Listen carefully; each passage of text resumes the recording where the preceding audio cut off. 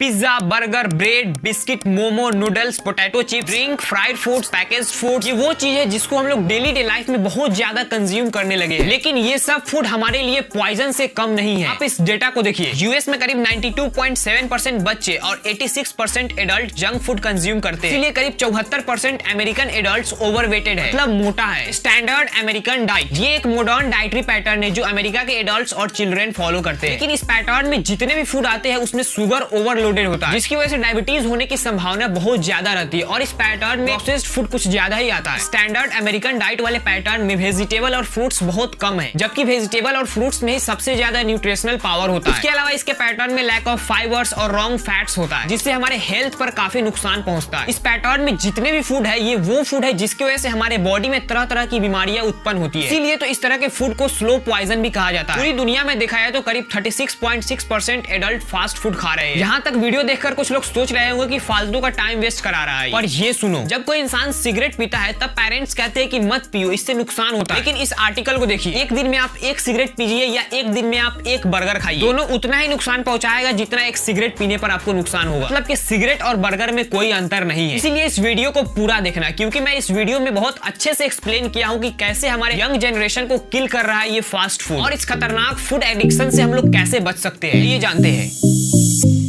सबसे पहले ये जो टर्म है जंक फूड, की शुरुआत 1970 के दशक में हुई थी, जब लोगों को अवेयर किया जाने लगा कि इस तरह के फूड को खाने से हमारे बॉडी में कई तरह की बीमारियां होती है। उसके बाद भी बहुत सारे लोग एग्री नहीं हो रहे थे कि किस चीज को जंक फूड कहा जाए और किस चीज को जंक फूड ना कहा जाए। लेकिन जंक फूड का एक बहुत ही सिंपल डेफिनेशन है जो बहुत जगह पर यूज किया जाता है। जिस फूड में कैलोरी ज्यादा हो और ना के बराबर न्यूट्रिएंट्स हो, उसी फूड को जंक फूड कहा जाता है। ये जो कैलोरी वर्ड है, ये एक एनर्जी का यूनिट है। ऑलमोस्ट सभी जंक फूड में ज्यादा अमाउंट में शुगर, साल्ट्स और फैट्स होता है। इसके साथ ही बहुत सारे पैकेज्ड फूड भी जंक फूड के कैटेगरी में आता है, जैसे कि जिसमें आर्टिफिशियल केमिकल मिलाया गया हो ज्यादा स्वाद देने के लिए। मैंने थोड़ी देर पहले ही बताया था दोस्तों कि बहुत सारे लोग एग्री नहीं हो रहे थे कि किस चीज को जंक फूड कहा जाए और किस चीज को जंक फूड ना कहा जाए। वैसे ही पिज्जा के केस में होता है। पिज्जा को बहुत सारे लोग जंक फूड के कैटेगरी में रखते हैं और बहुत सारे लोग इसको एक हेल्दी डाइट मानते हैं। लेकिन ये डिपेंड करता है कि पिज्जा को कैसे बनाया गया है। कुछ लोगों का कहना है कि पिज्जा में ज्यादा फैट्स और एनर्जी होता है, इसलिए इसको जंक फूड के कैटेगरी में रखा जाना चाहिए। वहीं कुछ लोगों का कहना है कि पिज्जा खाने से हम लोगों को वेजिटेबल्स और मीट्स मिलता है, क्योंकि वेजिटेबल्स में न्यूट्रिएंट्स खूब होता है जो कि हमारे बॉडी के लिए जरूरी है। इसीलिए पिज्जा को जंक फूड कहा जाए या नहीं, ये डिपेंड करेगा कि उसको किस तरह से बनाया गया है, मतलब कि उसके अंदर क्या क्या चीज मिक्स किया गया है। अब बात करते हैं दोस्तों कि जंक फूड खाने से किस किस तरह की बीमारी होती है हमारे शरीर में। तो सबसे पहले बात करते हैं एसिडिटी को लेकर। ये तब हमारे बॉडी में होता है जब ज्यादा फैट और प्रोटीन वाला सामान खाते हैं। इसकी वजह से आपके डाइजेस्टिव पावर पर बैड इफेक्ट पड़ता है। ऑलमोस्ट सभी जंक फूड में बहुत हाई लेवल पर कोलेस्ट्रॉल पाया जाता है। इसकी वजह से हार्ट से रिलेटेड बीमारियां हो सकती है। इसके अलावा जंक फूड में सोडियम की मात्रा ज्यादा होने की वजह से आपका ब्लड प्रेशर हाई हो जाता है और भी बहुत सारी बीमारियां होती है, जैसे हेडेक, लिवर प्रॉब्लम और डायबिटीज। हाँ, यहाँ पर डायबिटीज को लेकर मैं थोड़ा सा एक्सप्लेन करना चाहता हूँ कि डायबिटीज आखिर होता कैसे और वो क्या होता है। अगर ह्यूमन ब्लड में शुगर लेवल जब हाई होने लगता है तब उस सिचुएशन में कहा जाता है कि आपको डायबिटीज हो गया है। और हम सब जानते हैं दोस्तों कि जंक फूड में बहुत ज्यादा मात्रा में शुगर होता है, जिसकी वजह से डायबिटीज होने की संभावना भी बहुत ज्यादा रहती है। बहुत सारे लोग अभी तक कंफ्यूजन में होंगे कि फास्ट फूड को ही जंक फूड कहते हैं, तो ऐसा नहीं है, क्योंकि सभी फास्ट फूड जंक फूड नहीं होते हैं। जंक फूड जो होता है वो आपको पैकेज्ड फॉर्म में भी मिलता है और जब रेस्टोरेंट में जाएंगे ऑर्डर देने पर भी मिलता है, और जो फास्ट फूड होता है इसको ऑर्डर देने पर मिलता है। अब ये दो लाइन सुनकर बहुत सारे लोग कहेंगे कि जंक फूड और फास्ट फूड में क्या डिफरेंस रह गया। मैंने आपको पहले ही बोल दिया था कि सभी फास्ट फूड जंक फूड नहीं होते हैं। एग्जांपल के लिए आप पिज्जा और सलाद को ले लीजिए, ये दोनों फास्ट फूड है, लेकिन इसमें से पिज्जा जो है वो जंक फूड के कैटेगरी में कभी कभी रहता है, क्योंकि पिज्जा को खाने से आपको ज्यादा फैट और एनर्जी ही मिलेगा, जबकि सलाद को खाने से बहुत ज्यादा मात्रा में न्यूट्रिशनल कंपाउंड मिलता है जो हमारे बॉडी के लिए बहुत जरूरी होता है। यही वो डिफरेंस है फास्ट फूड में और जंक फूड में। अभी तक जितने भी मार्केट में जंक फूड मिल रहे हैं उसमें से मेजॉरिटी मैदा के बने होते हैं, मतलब व्हाइट फ्लोर, और कभी कभी इसको व्हाइट पॉइजन भी कहा जाता है, यानी सफेद जहर। इसको सफेद जहर क्यों कहा जाता है, इसका जवाब आपको इसके बनने के प्रोसेस में पता चल जाएगा। यह है गेहूं का स्ट्रक्चर। आप देख सकते हैं इसमें 3 हिस्से हैं, जर्म, ब्रान और इंडोस्पर्म। गेहूं का सबसे बाहरी लेयर और सबसे हार्ड लेयर और सबसे थिक लेयर है ब्रान। इस लेयर में सबसे ज्यादा विटामिन और मिनरल्स पाया जाता है और गेहूं का ऑलमोस्ट सभी फाइबर्स इसी लेयर में पाया जाता है। इसके बाद आता है जर्म, जो आपको गेहूं के स्ट्रक्चर के बॉटम पर दिखाई दे रहा होगा। ये जर्म वही चीज है जिसकी वजह से गेहूं का नया पौधा बनता है। इस वाले हिस्से में मॉडरेट अमाउंट में विटामिन और मिनरल्स होते हैं और इस वाले हिस्से में प्रोटीन भी पाया जाता है। ये जो लास्ट वाला हिस्सा है इंडोस्पर्म, ये हमारे खेल का सबसे बड़ा बादशाह है, क्योंकि ये गेहूं का सबसे बड़ा हिस्सा है और इस वाले हिस्से में मॉडरेट अमाउंट में प्रोटीन पाया जाता है और मिनरल्स, विटामिन तो ना के बराबर ही पाया जाता है। लेकिन इस वाले हिस्से में सबसे ज्यादा अमाउंट में स्टार्च पाया जाता है, मतलब कि कार्बोहाइड्रेट पाया जाता है, जो हम लोग को बेसिकली एनर्जी देता है। मैं ये गेहूं का स्ट्रक्चर इसलिए बताया हूँ क्योंकि गेहूं से ही मैदा को बनाया जाता है, लेकिन मैदा सिर्फ गेहूं के इंडोस्पर्म से बनता है, ना कि जर्म और ब्रांच से। और जब इंडोस्पर्म वाले पार्ट को जर्म और ब्रांच से अलग किया जाता है, उसी दौरान सभी मिनरल्स, विटामिन, फाइबर लॉस्ट हो जाते हैं। यानी कि मैदा में सबसे ज्यादा कार्बोहाइड्रेट पाया जाता है और थोड़ा बहुत प्रोटीन भी रहता है। कुछ मैन्युफैक्चरर्स कस्टमर को अट्रैक्ट करने के लिए अपने मैदा के बॉडी पर लेबलिंग कर देते हैं। इस पर लिखा होता है कि इस मैदे में अलग से 3-4 तरह के विटामिन मिलाए गए हैं, जिससे आपको काफी फायदा होगा। लेकिन उस 3-4 तरह के विटामिन से ज्यादा करीब 10 तरह के विटामिन उस प्रोसेस में ही लॉस्ट हो जाते हैं। मतलब कि मैदा के बनाने के प्रोसेस में 10 तरह के विटामिन लॉस्ट हो जाते हैं। इसी की वजह से जब हम लोग ज्यादा मैदा कंज्यूम करने लगते हैं तो हमारे बॉडी में विटामिन और मिनरल्स की कमी बहुत ज्यादा दिखाई देने लगती है। और इसकी सबसे बड़ी प्रॉब्लम तब शुरू होती है जैसे ही हम लोग मैदा को अपने अंदर लेते हैं, वैसे ही मैदा अंदर जाते ही ब्लड स्ट्रीम में शुगर रिलीज कर देता है, जिसकी वजह से अचानक बॉडी में शुगर लेवल इंक्रीज होने लगता है। और उस शुगर लेवल को कंट्रोल में करने के लिए पैनक्रियाज को ज्यादा काम करना पड़ता है ताकि वो इंसुलिन प्रोड्यूस कर सके। बेसिकली इंसुलिन एक तरह का हार्मोन्स होता है जिसकी वजह से शुगर लेवल कंट्रोल में रहता है। अगर आप कभी कभी मैदा कंज्यूम करते हैं तो पैनक्रियाज ओवरवर्क करके आपका शुगर लेवल को कंट्रोल में कर देता है, लेकिन आप बार बार मैदा खा रहे हैं तो पैनक्रियाज भी ओवरवर्क कितना करेगा, वो भी फेल हो जाता है, जिसकी वजह से आपके ब्लड में शुगर लेवल भी बढ़ने लगता है और आपको डायबिटीज होने की संभावना 100% हो जाती है। इतना सब होने के बाद भी लोग फास्ट फूड खाए जा रहे हैं, लेकिन एक फैक्ट है कि सभी फास्ट फूड खाने से नुकसान नहीं होता है। पूरी दुनिया में हर 3 में से 2 लोग एटलीस्ट हफ्ते में एक बार जरूर फास्ट फूड खाते हैं। इस रिपोर्ट में तो यह भी लिखा गया है कि करीब मेल 3 गुना ज्यादा टाइम्स फास्ट फूड कंज्यूम करता है एज कंपेयर टू फीमेल। आप इस चार्ट को देखिए, डेली फास्ट फूड कंज्यूम करने वाले करीब 13% है, हफ्ते में एक से ज्यादा बार खाने वाले करीब 36% है, और जो कभी नहीं खाते वो करीब 4% है। ऑन एन एवरेज देखा जाए तो करीब $148 हर महीने लोग खर्च करते हैं सिर्फ फास्ट फूड पर। एक रिसर्च के मुताबिक करीब $196 मेल्स खर्च करते हैं फास्ट फूड पर महीने में, और फीमेल्स करीब $99.3। हेवरी यूनिवर्सिटी ऑफ जेरूसलम के एक स्टडी के मुताबिक बचपन में जंक फूड खाने से हड्डियां डैमेज होने लगती है। मतलब कि बचपन में उम्र के हिसाब से आपकी हड्डियां मजबूत होनी चाहिए, लेकिन जंक फूड बीच में आकर आपकी हड्डियों को कमजोर कर देती है, क्योंकि जंक फूड बोन डेंसिटी को कम करती है, जिसकी वजह से आपका हड्डी कमजोर होने लगता है। अब बात करते हैं दोस्तों कि स्मोकिंग और जंक फूड में से बेहतर कौन है। वैसे तो लोग कहेंगे कि स्मोकिंग मत करना, क्योंकि उससे कई तरह की बीमारियां होती है जैसे लंग्स डिजीज और कैंसर जैसी। लेकिन आपको जानकर हैरानी होगी कि आज दुनिया में अनहेल्दी फूड खाने से लोग ज्यादा मर रहे एज कंपेयर टू स्मोकिंग। इसीलिए तो आज लोग जंक फूड को न्यू स्मोकिंग कहते हैं। आप लोग जब देखेंगे सिगरेट्स और गुटखा के पैकेट्स को, तो उस पर साफ साफ फोटो के साथ लिखा रहता है कि इसको खाने या पीने से आपको कैंसर हो सकता है, लेकिन जंक फूड पर फोटो तो छोड़ो, ऐसा कुछ भी नहीं लिखा रहता है। इसीलिए आज यंगस्टर्स हार्ट अटैक की वजह से मर रहे हैं। इस आर्टिकल में हार्ट अटैक का एक फैक्टर स्मोकिंग को बताया गया है, और उसके जस्ट थोड़ा सा ऊपर देखिए तो आप लोगों को कुछ बीमारियों का नाम दिख रहा होगा जो हार्ट अटैक का कारण है, जैसे हाई ब्लड प्रेशर, डायबिटीज और हाई कोलेस्ट्रॉल लेवल। ये वो बीमारियां हैं दोस्तों जो ज्यादातर जंक फूड खाने से होती है। अब मैं आपको कुछ स्टेप्स बताता हूं जिसको फॉलो करके आप जंक फूड से दूर रह सकते हैं। सबसे पहले आप अपने खाने पीने का टाइम टेबल बनाओ और टाइम पर ही हर रोज खाना खाओ, जिससे आपके हेल्थ पर काफी गुड इफेक्ट पड़ेगा। दूसरा, खाना खाओ तो ज्यादा प्रोटीन वाला और अच्छे फैट। इसके लिए आप दाल, दूध, अंडा, ऑयल सीड, मीट या फिश खा सकते हैं। तीसरा, जब भी खाना खाओ तो ज्यादा सोचो कि सब्जियां ही खाओ, क्योंकि इसमें हाई अमाउंट में न्यूट्रिएंट्स होता है जो हमारे बॉडी के लिए काफी जरूरी है। इसके अलावा फ्रूट्स भी खाते रहना। हाँ, अगर अफोर्ड कर सकते हो तो फ्रूट हर रोज खाओ, और नहीं अफोर्ड कर सकते हो तो कभी कभी जरूर खाना। चौथा, जब भी आप घर से काम पर जाओ तो खाना खाकर ही जाओ, क्योंकि आपका पेट भरा रहेगा तो आप जंक फूड को ना चाहते हुए भी अवॉइड करोगे। और लास्ट में मैं एक ही चीज कहना चाहूंगा कि जंक फूड हम लोगों की जिंदगी का एक हिस्सा बन चुका है, यानी हम लोग इसको छोड़ तो नहीं सकते लेकिन इसको कम जरूर कर सकते हैं। इसीलिए कभी कभी किसी इवेंट्स या ओकेजन में थोड़ा बहुत खा लीजिए, लेकिन इसको आदत नहीं बनाइए, क्योंकि ये स्मोकिंग से भी डेंजरस है, जैसा कि आपको वीडियो देखकर पता चल गया होगा। आई होप दोस्तों आप लोगों को इस वीडियो से कुछ नया सीखने को मिला होगा। अगर आप लोग वीडियो में यहाँ तक बने हुए हैं तो आप लोगों का दिल से बहुत बहुत शुक्रिया। और अगर आप लोग जानना चाहते हो कि कोटा के स्टूडेंट्स क्यों सुसाइड कर रहे हैं तो मेरा ये वाला वीडियो जरूर देखना, इसका लिंक डिस्क्रिप्शन में है। तब तक के लिए बाय बाय।